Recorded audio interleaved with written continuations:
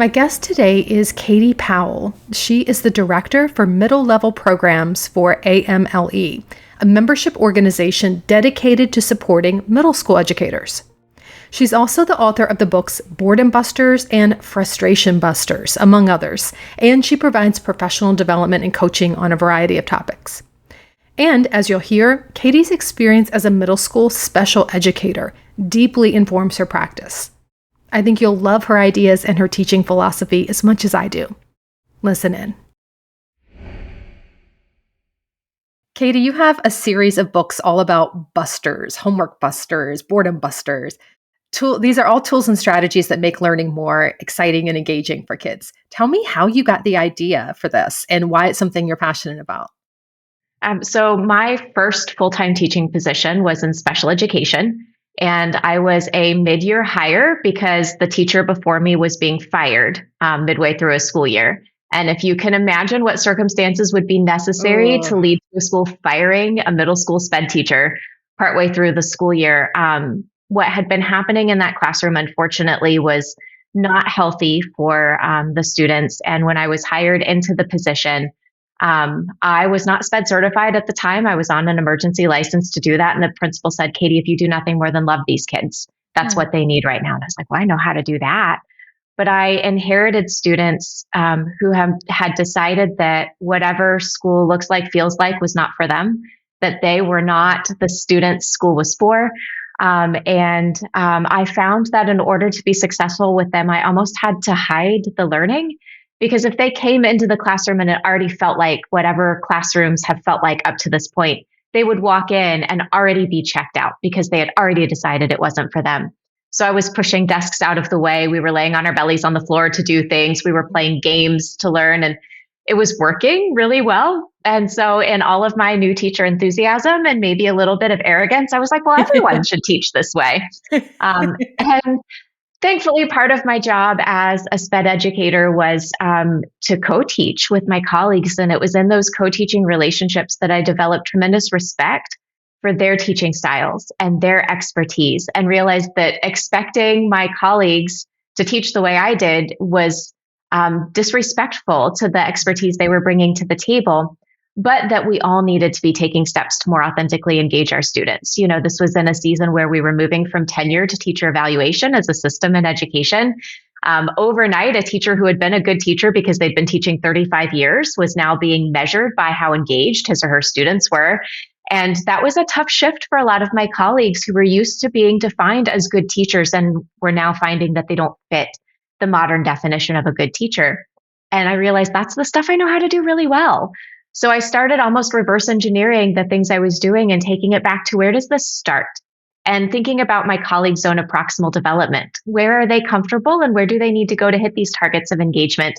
And what would it look like if you just took one step toward more authentically engaging your students? And so I started with worksheets because that's universal. They're trusted. They come with every textbook series you adopt. And that's what my colleagues were using. But there's a researched evidence phenomenon where the minute students' fingers touch a photocopied piece of paper, a piece of their soul dies. So, to minimize that impact, what would happen if we just deployed that worksheet differently and changed up the way we were doing something so simple and so trusted and so predictable? And it works. So that's really where the Busters came from, an attempt to really honor the fact that a teacher's teaching style and personality and expertise is a precious commodity. We shouldn't be, communicating to teachers that there's one standardized way to teach. Instead, the diversity of what we bring to the table is a tremendous asset to our profession, but all students need to be authentically engaged. So can we all find a starting point within, again, that zone of proximal development for ourselves and find what one step toward more authentic engagement would look like for us? That's fantastic. And I love this idea of deploying worksheets differently. You don't have to just pass them out and have kids do them. There's actually really creative and engaging things that we can do with worksheets because worksheets do have value. And there are some worksheets that we're just mandated to give. It's sort of unavoidable. Can you talk about some of these boredom busters or engagement strategies around deploying worksheets differently? Yeah, so this is my favorite place to start when I do professional development around the Boredom Busters. My go-to to kick this off and really explain what this looks like is paper airplanes. So if you imagine, you have a worksheet that you're planning to give today, and there's that phenomenon: a piece of a student's soul has died the minute they touch the paper, and you're like, ugh, I need to be more engaging in how we do this. And it's as simple as, when students get the worksheet, they put their name at the top, they do number one, and they stop. And then after they complete number one, you have them turn their paper into a paper airplane. And at your signal, they're going to launch it somewhere else in the room. And they're going to get someone else's worksheet to sit down and do number two. And we're going to repeat this until the worksheet is complete. They get their original back, and now they have the answers from classmates around the room. So they get some of that soft feedback. Does what they were thinking match what I was thinking? And so they get to wrestle with the content a little bit more than if they were just turning it into a teacher and waiting for a score. But then you're going to have them justify, argue, refute, defend, provide evidence for the answers on the page. So what they're turning into then is not just answers, but also evidence of their thinking.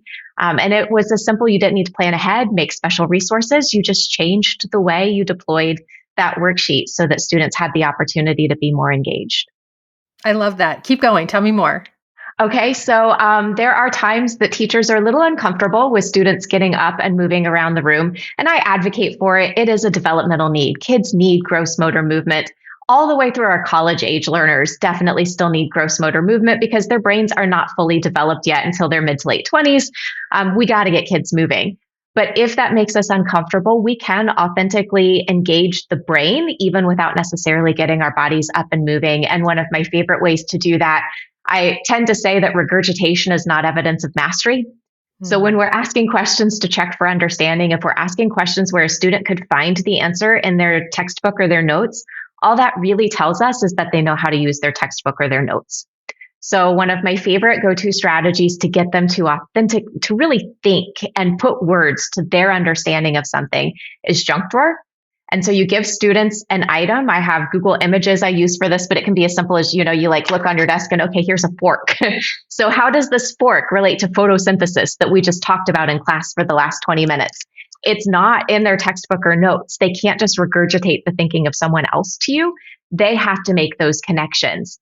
And it's weird. So the brain lights up when something is unexpected, when it's novel. So forcing that kind of connection, we have a highly engaged brain, and it's open-ended. There's not one right answer we're seeking. So students who would check out because, I don't know that answer, are invited into participation in a strategy like this because there's not one right answer we're seeking. Everyone can find the door in.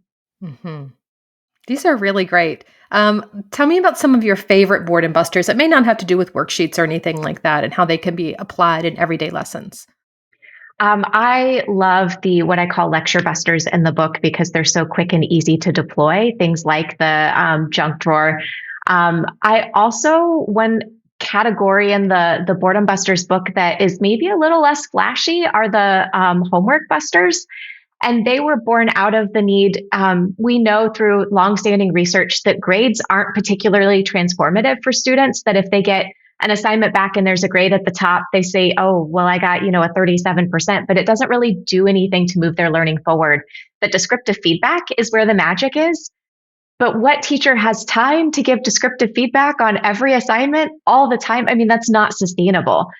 So I have a series of strategies that are about inviting students to be the ones who assess themselves and glean meaning from the work that they've done, and use that as a transformative process to help improve what they're doing further. And the door into that, the place we usually start, is with error analysis. Error analysis, I didn't create this. It has existed for quite some time. But I suggest, let's say you gave a homework assignment yesterday, or you have a series of problems you've done in class that students need to go over and find what the correct answer is to. And you, instead of calling out the answers to number one, number two, number three, give them the answer key, let them self-check. And teachers, you hear the gasp, but they're like, well, what if they lie? And what if they didn't even do the assignment and they're just writing answers down? Well, we've got you. So with error analysis, there's a form they fill out, either for every problem, not just the ones they got wrong, or they will lie and get fewer wrong, or you pre-select certain problems you really want students to heavily analyze. And students record on that form whether they got it right or wrong. If they got it right, prove it. Show the steps. What page number did your evidence come from? Support that answer so we know you got it right. If they got it wrong, explain why. What went wrong and what needs to happen differently in the future. And then guide students through looking at what they're getting wrong and look for the patterns. And what you'll find, for example, in the world of math, they may have missed 12 problems, but 7 of those may have been dropping negatives and multi-step problems. So that's really one error repeated 7 times. And when students see that, it's so much more empowering than a 37% at the top of their paper. And they're able to go, well, I really have one thing I need to fix. And then they can dig in, think about what that gives you for differentiation. Then when you're meeting with groups, you're not just meeting with the kids who got 40% on yesterday's assignment, but you're meeting with the kids who dropped negatives. That then our opportunity to transform learning and personalize it is present, but also sustainable, because we weren't hauling the teacher tote bag home to sit down after dinner and try to write this kind of feedback to all of our students. They're in the driver's seat and they own it. Mm-hmm. Everything that you've said so far really emphasizes that the purpose of these busters isn't just to make lessons fun or entertaining. The deeper purpose is to help make the learning stick, to make it more meaningful, more relevant, to help kids really do critical thinking, to notice patterns. They're creating experiences that are memorable too, I'm noticing. How can teachers use these strategies to increase retention and deeper learning instead of just focusing on excitement for the moment? Yeah, this is an important question because engagement is this like target we're working toward, but we have to be very conscientious about what we're asking students to engage in. And I think of a story that I come back to every time I'm asked a question similar to this. I was doing a presentation in my home state of Indiana for science teachers. And a teacher came up to me after and told a story about how she was teaching solutions and mixtures. It had snowed. So she and her classes made snow ice cream together, and they talked about solutions and mixtures. And she said, Katie, it was like one of those core memory experiences. We were fully engaged. We loved it. We felt like a community together. And then they go and take the test over solutions and mixtures. And as you can likely predict, questions specific, especially to vocabulary around solutions and mixtures, they did very poorly on. And she said, what happened? They were fully engaged. And so if we look at engagement as this glitter we're sprinkling on top of our lesson plan, that, if our students are having fun, then the learning will stick. We've got a half truth there. We know that the condition of the brain when we are having fun is conducive to making memories. Learning is really chemistry. And so when we talk about wanting students to remember what they're doing in class, we're talking about activating certain chemistry in the brain. And fun lights the brain up in just the right way. But for students to be able to remember that and use it, for example, on assessments later, we have to be very intentional about what the engagement will focus on. Will the engagement focus on the fun we are having, the game we are playing, the activity we're doing, or will the engagement support the content students need to be mastering along the way? So I encourage teachers to be very intentional about what activities they're selecting and why. Some of the activities I have in the Boredom Busters book use time limits to create a sense of anticipation for students. That wouldn't be appropriate to use when students are brand new to content and they need protected think time to wrestle with things. That would be perfectly appropriate for spiral review, for preparing for a test when something should be more rote recall. So not every activity or strategy is going to directly support the outcome we want for students. Fun isn't really the objective. Fun is the powerful tool for meaningful learning, and we have to be masters in how we utilize that tool of fun. I think being very intentional about what we select and why is sometimes the missing piece. We'll have a highly engaged class. We won't see the outcome we expected then out of that degree of engagement on whatever, assessment or measure is coming. And maybe we lost the focus on the learning in all the glitz of the fun. So being masters of selecting strategies thoughtfully for what students need to get out of the experience is powerfully impactful. How would that work if that teacher was going to redo that lesson with the snow about mixtures? What would actually make the learning stick? Great question. And I don't know that there's a singular answer to that. But when I think through the kinds of strategies that may be important to come alongside an experience like doing the snow ice cream, I think the snow ice cream was valid. But we needed to dovetail some other experiences that kept the academic vocabulary concrete for students. I have one in the book that I refer to as speed dating, and you can give half the class a vocab word, half the class a definition, and put them together and have them have conversation. Do we match? Well, if we don't match, who are we looking for in this mix? And then mix them up, move them on, and encourage students to talk about the content and use that academic language That those kinds of exercises tend to be beneficial. When we do things like musical desks, which is one where you cut a worksheet apart and put a question on each desk, and students rotate desk to answer the questions.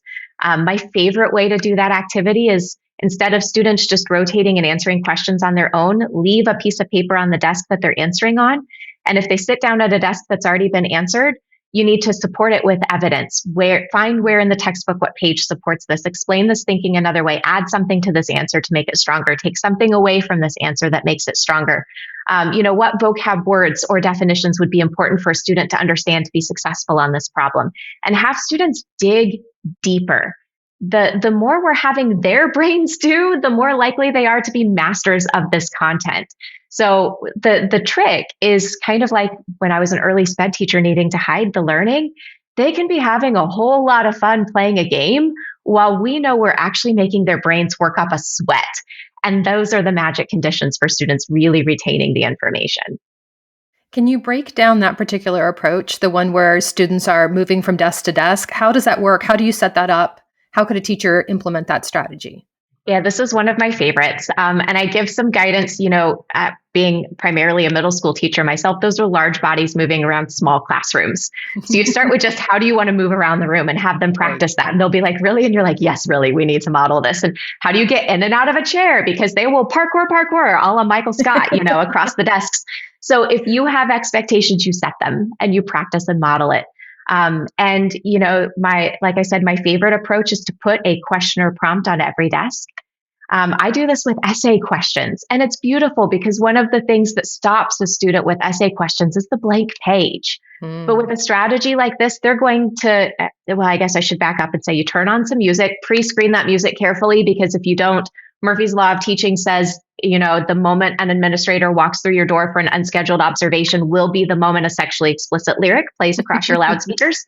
So you pre-screen your music, you practice moving through the room, and students are going to rotate with their writing utensil. And when the music stops, they sit down at a desk, and that's the question they're working with. They're not going to be at that desk for the full activity. They're going to be at that desk for the 2 minutes or however long you decide is relevant for students to have a seat at that desk and work with that problem that they're sitting down and facing. And so, for example, with an essay question, a student does not have to know the whole answer. They only have to know 120 seconds worth of the answer. And so they can fully engage and write their piece because they aren't daunted by the entirety of the blank page. They have 120 seconds worth of blank page. And then the next student who sits down is faced with the start of an answer that may or may not be how they would have answered that particular essay prompt. And so then they're challenged to consider the thinking of someone else, which, bless it, they hate, but it's one of the best experiences we can give to students to perspective take. And so then they develop the thinking of someone else by supporting it with answer or evidence and continuing that thinking. And so again, so much of school is isolating. A student sits at a desk with their own assignment, their own, writing utensil. We tell them not to talk. Or if we put them in groups, it's madness. And, they chit chat about, what they're going to eat at lunch.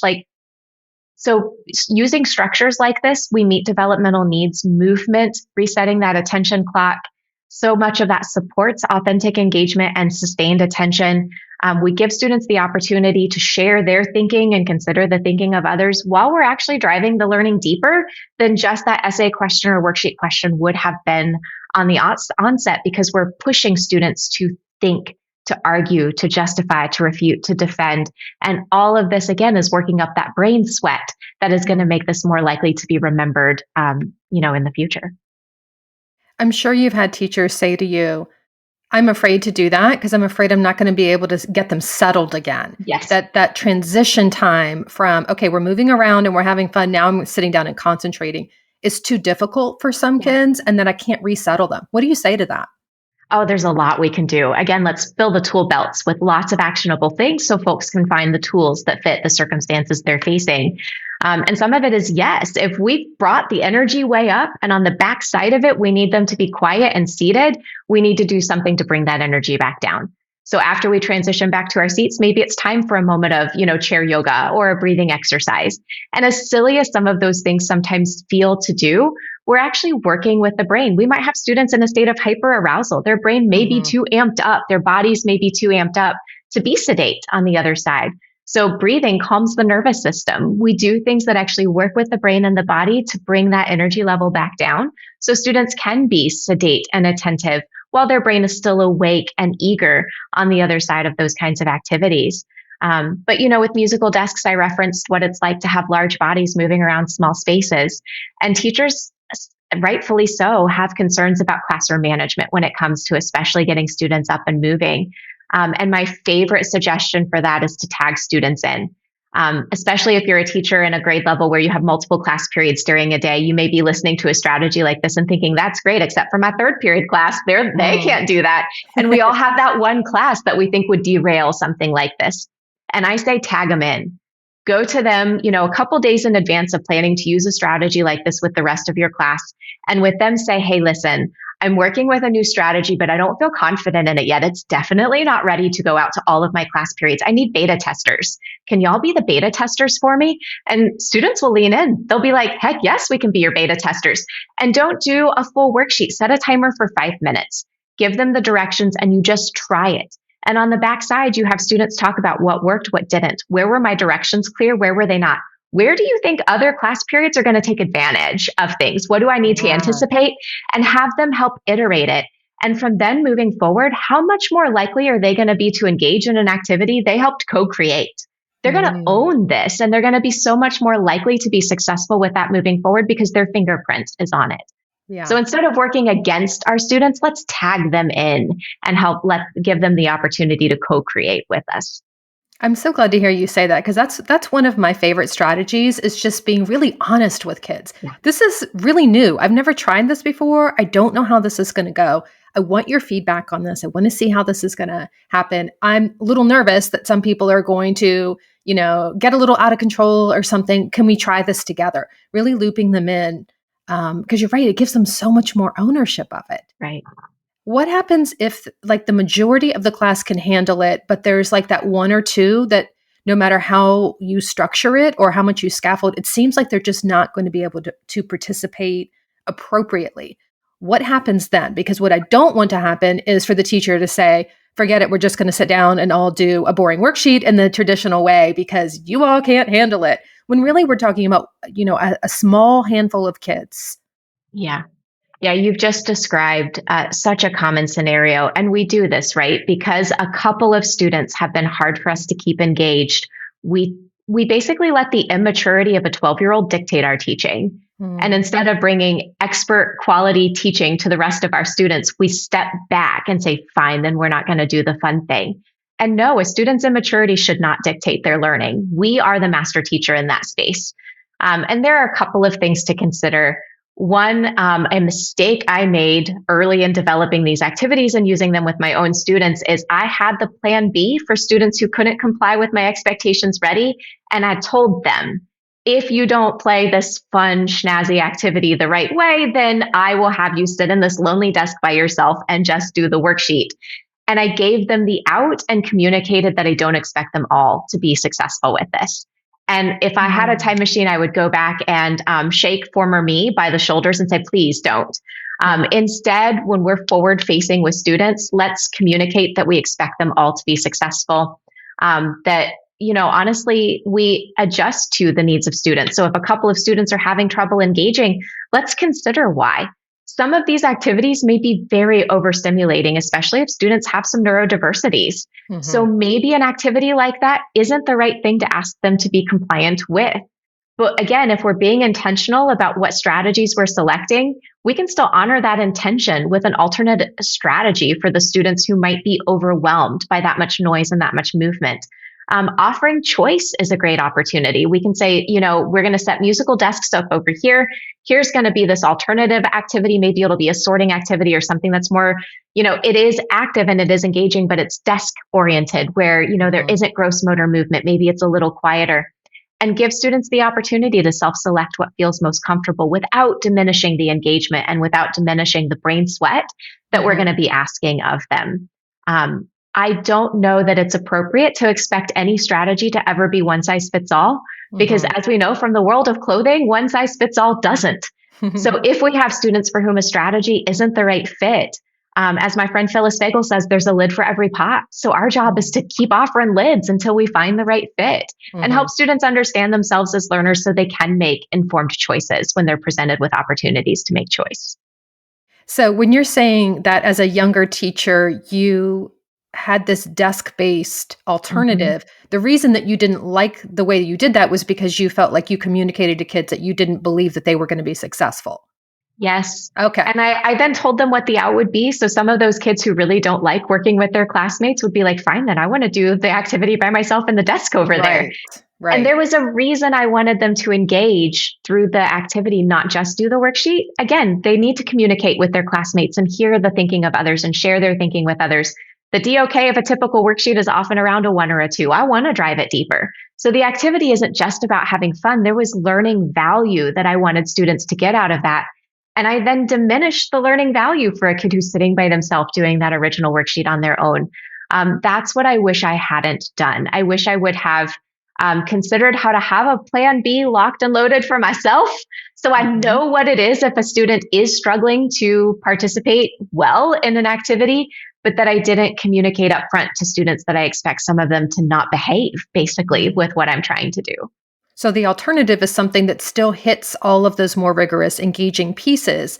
It's something that students could self-select, but it's based on their own choice. It's based on being an alternative or a backup for kids who are struggling versus, assuming that some of them won't be able to do it. You're telling them up front, I expect everybody to be able to succeed with this. This is important for all of us. Here's what you're going to get out of this.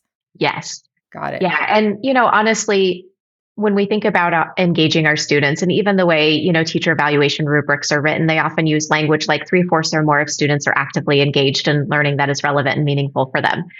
That's hard to hit. If you scan your classroom, are 3/4 or more actively engaged at all times? And what engages one student may not be what engages another. So we really do need to be thinking about our lesson plans or an instructional week like a buffet line. And that at some point, every student is going to have their needs authentically met. Will every activity be the perfect, Cinderella slipper fit for every student? No, probably not. But we can offer opportunities throughout a lesson or throughout a week where students do have that activity that authentically meets their needs.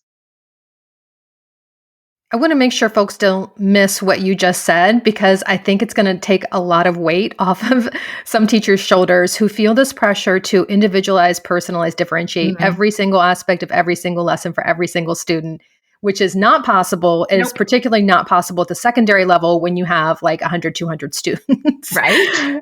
So, we can teach kids to differentiate for their own needs. We can give them choice and allow them to self-select. But also this piece that you're saying where we're offering them a buffet of things throughout the lesson, throughout the day, throughout the week, throughout the quarter or the semester. And some things are going to be absolutely perfect for that student. Yeah. Some of them aren't. And that is okay. Not only is that reality because we have so many students and there's only one of us, but also it's good for kids to be stretched. It's good for an introvert to have to do the group work. It's good for the extrovert to have to sit and focus. And thinking about this personalization piece and meeting every student's needs is something that doesn't have to happen in every single lesson, every single moment, I think is so important for teachers to hear. Yeah, I agree with you completely. One of the things I advocate for, especially through my work with my other book, Boredom Busters, is honoring the professional experience of educators and really protecting our professional educators because the mindset of you're a civil servant, so shouldn't you do everything that's good for kids? We can all agree the adage, doing what's best for kids, is a good adage. But the reality is this is a professional workplace and these are employees. And, so we do need to be having sustainable expectations. And most educators are perfectionistic. We care so deeply about our students' success. We could have 99 wins in a day and we're going home and losing sleep over the one loss. Yep. So if that's already the mindset and heart set of most educators, burdening them then with the idea that every activity should be the perfect fit for every student ever is putting pressure in an unsustainable way. Instead, for example, you could think about, here's my lesson plan for this class period today. Am I meeting my students' needs authentically at some point in that lesson? The whole group activity might get 85% of my kids. So what am I doing then to make sure I'm meeting the needs of the 15 who are left that aren't going to be fully served by that whole group activity? So that our differentiation and personalization isn't this blanket statement where every single experience for students must be personalized to meet their needs or differentiated. I mentioned using the error analysis to differentiate instruction. That doesn't mean that every activity that student does that day is focused on dropping negatives from multi-step problems, but that at some point during that lesson, I'm targeting that need with that student in a way that's authentic to them. Or my student who is more introverted and doesn't particularly like working with their peers has opportunities to stretch that, because we know in most workplaces, even in virtual environments, that we've got to be able to collaborate with colleagues. That's beneficial human experience that student needs. I'm going to stretch them in this space. Where am I going to meet their needs in a way that is specific to their personality, their preferences, their learning style here? And offering that again at some point, not that everything is going to be, like I said, the Cinderella slipper fit for every student, but that we're intentionally offering those opportunities at some point in the lesson plan or in the week plan or in the unit plan, that we're being conscientious of those needs along the way. I want to pivot away from the classroom management and behavior management issues or potential obstacles for this and talk a little bit more about what teachers might be feeling in terms of pressure from the top. So I'm especially thinking about folks who feel like they have so much curriculum that they're required to cover that they don't have sufficient class time. Having kids sit down to do a worksheet is so much faster than having them do the things that you're talking about. So they're feeling like they have to get right down to business. They can't, quote unquote, waste time on making learning more engagement. And it's not because they don't care or not because they don't want to, but because they truly cannot figure out the logistics when there are so many things they're required to do. The curriculum is, as we say, it's a mile wide, an inch deep. There's so much they have to get to. What advice do you give to folks in that situation? Yeah, it's a great question. And honestly, one of the things we started to see grow before we were facing really dramatic teacher shortages post-COVID, but has continued to accelerate in that post-COVID teacher shortage reality, is the standardization of curriculum, where a pacing guide might even say what lesson, what page number, what time of day a teacher should be on every day. And if someone from upper admin walks into a third grade math lesson anywhere in the district, they should all be on the same space. And man, I think these are risky mandates because meeting the needs of learners is not standardized like that. Yes. I think we need to honor our educators to be the professionals they are. And that is more than just parroting curriculum at our students. But the honest reality is, even if we face that kind of curricular pressure, the way the brain works, if we think about, picture your class coming back from recess, picture your fourth period class entering out of passing period. Are most students entering the classroom ready to learn? And some, maybe. The vast majority aren't. They're coming in red-faced and sweaty because they just ran on the playground, and they're tattling on, so-and-so who bumped them out of line at the drinking fountain.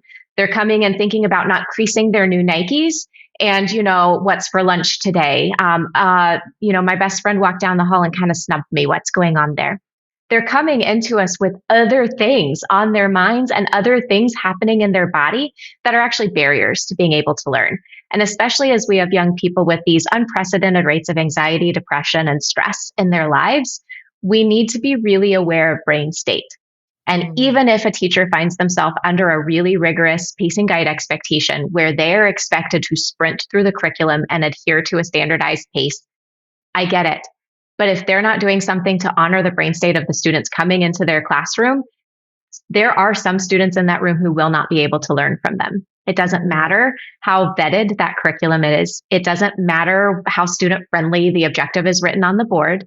Because of the relationship between the amygdala and the prefrontal cortex, if our students are coming to us in a state of hypo or hyper arousal, the prefrontal cortex is dark. It is not ready to learn. So I would say in some cases, if a teacher is feeling pressure to not, quote unquote, waste time, to acknowledge the fact that if you just hand out the worksheet and just do the curriculum, itself, the way it is packaged, then some students will learn from that. We are not inviting all students into that learning. In fact, we're actually subtly communicating that some students aren't expected, don't belong, because we haven't invited them into that learning. Simple activities at the start of class. Humor is one of the most effective things we can do to foster a positive brain state for learning. So showing a carefully pre-screened, really funny video at the beginning of class to light up the brain, to release some of that positive chemistry and help students be in a good mindset for learning. Activities like the ones we've discussed that engage the body and brain and help wake the prefrontal cortex up can be very beneficial.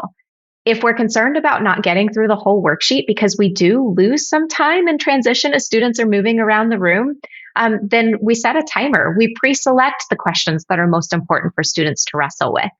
There are boundaries that teachers have to operate within, absolutely. But within those boundaries, there can be agency for teachers to make really thoughtful decisions about what they do within those boundaries.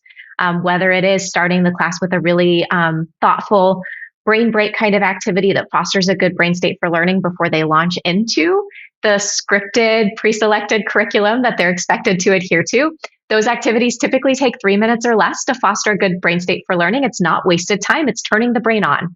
Don't we want to flip the switch and turn the brain on before we launch into the curriculum? You betcha.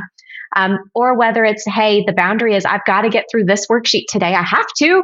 And if I do the fun thing, we're not going to get it done. Then pre-select those priority problems, set the timer, do what you need to do to stay boundaried. But engagement isn't extra. It's not something we get to if we have time. If the brain is not lit up and turned on, all students are doing is putting words on pages. They're not likely to remember that information or be able to do anything with it in the future. I think of times as a special education teacher where students had worksheets where they had to write the definitions to vocabulary terms and subject areas. And I inevitably, every school year, had some students who were not Spanish speaking students and copied definitions out of the Spanish glossary at the back of the book because they weren't paying any attention to what they're writing down. They're just transposing letter by letter, word by word onto the page. We got to get past that. We have to put students in the position where their brain is sweating, where they are working with the content, and whatever we need to do to be able to do that within the curricular expectations in our buildings and in our districts while we advocate for protecting the professionalism of education, then let's do it.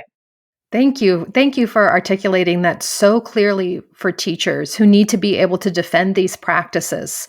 You know, if an administrator walks in the room and appears to be wasting time, but the kids can say, we're preparing our brains to learn. We're turning our brains on. This is how we're warming up our brains. We're stretching those muscles before we begin to learn, making that explicit for kids. This is not just like a fun little diversion before we get down into it.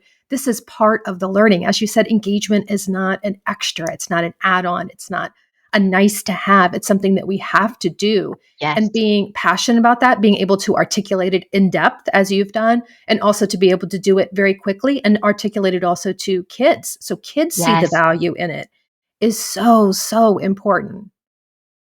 Yeah, in fact, helping students see the value in it helps them be able to self-select good strategies as a human being. Yes. You know, how many times does a kid get mad at school? And being mad is not a behavior problem. They're young human beings still in development, and we force them to be at school, whether they want to or not.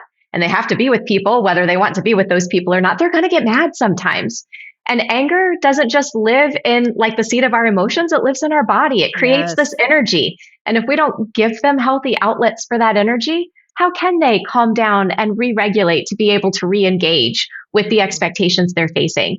So helping students understand how their brains and bodies and nervous systems work and helping them see why we're doing the activities we're doing to turn the brain on, to calm the nervous system, whatever it is we're doing, helps them then self-select those good strategies as human beings in the future as they navigate their own emotions, their own feelings, their interpersonal experiences, etc. It's very beneficial.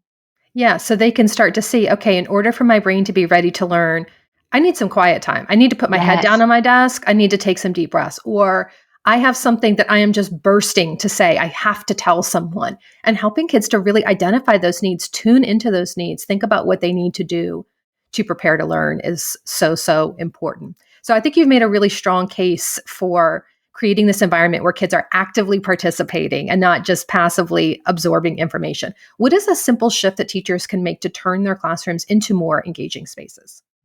That's a great question. I think a simple shift teachers can make to invite more engagement from their students is to think about their own zone of proximal development. If they have a target they're working toward as a professional educator, whether that's, I want to bring more fun back into my classroom. I want to get students talking about content more. One of the things I hear a lot of educators working on right now is the balance of teacher do versus student do, teacher talk versus student talk, the number of words we use in a class period versus the number of words students use. So whatever that target is that they're working toward, what do they typically do in their Monday through Friday? What's their go-to? And what would it look like to take one step beyond what's comfortable toward that goal they're working toward? And just commit to trying that one step, to know that it's going to feel uncomfortable at first. Learning does feel uncomfortable, and our students are in this position full time every day. And we often forget just how vulnerable you feel as a learner when you don't have complete mastery of something you're working toward. So be prepared for something new you're trying, that one step, whether it's changing the way you deploy a worksheet, whether it's offering student choice in one activity during a class period, whether it's handling a classroom management challenge slightly differently, whatever that one step is, to give yourself the time and space to feel uncomfortable with it for a little bit, to gather evidence, what's working, what's not, my lingering discomfort, what seems to be behind that, and then plan, what would one more step look like? What does it look like to take one more step out of that comfort zone? And that way we're honoring our own personality, our own teaching style, what is comfortable for us. The default, we all have the fancy lesson plans we pull out when we know we're going to be observed. And then we all have the lesson plans that happen on a normal Thursday when we're struggling to hold life together. So what does it look like to move the normal Thursday lesson plan toward that snazzy lesson plan that we pull out when we know we're being evaluated by it, so that more of our days look like the snazzy and less like the days where, we may not have two matching shoes on. That's a great goal, to have more of our days look like that. Not all of our days. We're going to have bad days. Yeah. And again, not every lesson, not every moment of every lesson, but to have more days like that and to think about one thing a week. Yeah. And really this is throughout your career as an educator. I still feel like I'm stretching and growing, even though I'm not in the classroom. I'm still constantly learning new things, trying new things with the teachers that I work with. And when I think about the benefits of that, is that it keeps it really fresh for me. There's a lot of other things happening there too, but if I'm doing things the way I've always done them, I'm going to feel sort of stuck in a rut. Right. And I'm going to then feel like all of the challenges are external. It's other people wanting me to do things and changing this up, and this isn't acceptable anymore. Now I have to do it this way, and I'm having to learn this new technology tool. Change that's forced on you isn't always that motivating or exciting. Right. But when you begin that change yourself and you set that goal for yourself, and it's like, I want to do this to be able to enjoy my work more. I want to be more engaged. Yes. I want to have my students be more engaged. I want to have this lesson be more enjoyable to teach. I want this to be memorable. I want this to be a fun day where I get to be creative with students, where I get to connect with kids, where I get to do all the things that I went into this profession to do. Yes. That's the motivation for changing. It's not because, I have to keep up with the times, or if I don't do this, the kids aren't going to pay attention. Sort of reframing that as a personal benefit to yourself, I think can really help with that extra effort, because this is extra effort. Teaching the way you've always taught doesn't require the extra effort, although you could say that because you're going to have then more classroom management and behavior management issues, it could create more work. Maybe we're thinking of this now in a way of it's going to be work either way, right? Staying the same or changing. Yes. And that's the honest reality. We default to what's comfortable.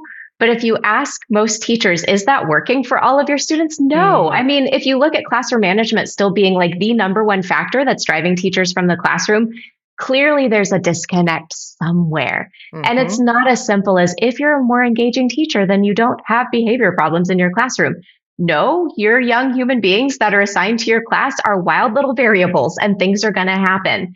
But the rule of thumb that an engaged student is less likely to act out and cause a disruption is true. And when students enjoy being in our spaces, I'll put it this way. A school I was working with on Tuesday, they surveyed their students and asked a slew of questions about their culture and climate experience at school.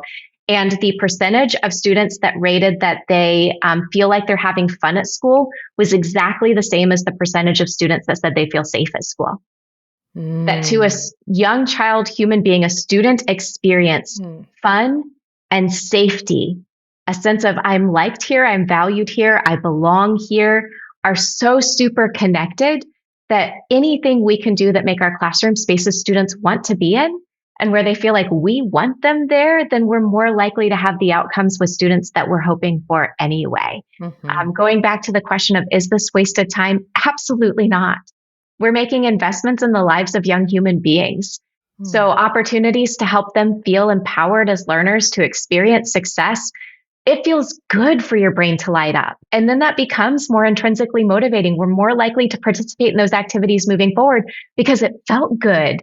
So we're giving them opportunities to not just be successful as learners and to retain the information to be successful on a test further down the road, but to actually benefit their human experience too. And that work is never wasted. I want to close out with what I call a takeaway truth. What's something that you wish every teacher understood about making learning fun and engaging? Great question.